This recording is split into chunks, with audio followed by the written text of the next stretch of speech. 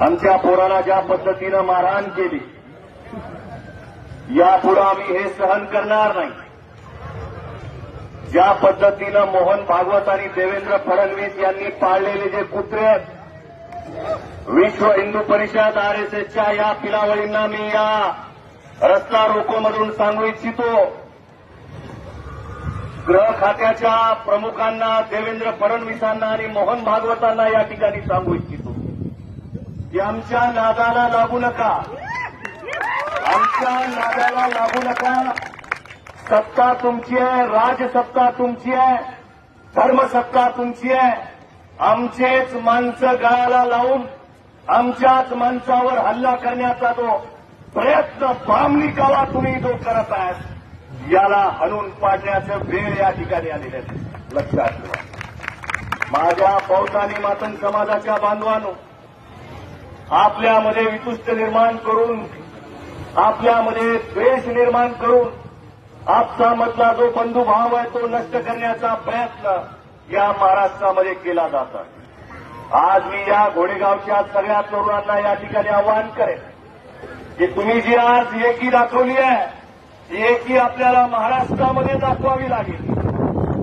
ज्या पद्धतीनं आपल्यावर हल्ले होत आहेत, हल्ल्यावर हल्ले होत आहेत, आंब्यानं आंबा पाडायचं काम सध्या देवेंद्र फडणवीस करतात.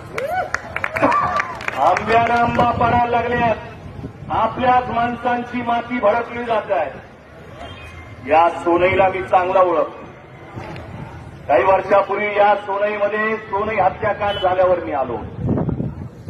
भंगी समाजाची पोरं होती ती. सागर बेग कुठेल आपली अवकात काय, आपली अवकात काय तुला कळेल. म्हणून माझ्या मारा मांगाच्या, ढोरा सांबाराच्या, कैकाडी वडरा फिलाच्या, भंग्याच्या पोरा एक राहावं लागेल.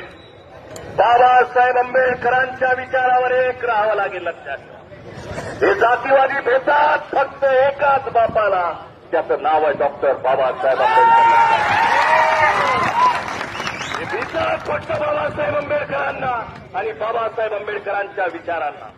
ज्यांना रोखायचं असेल तर बाबासाहेब आंबेडकरांशिवाय पर्याय नाही. माझ्या मातंग समाजाच्या लक्षात ठेवा. आपली माती भडकवली जात आहे.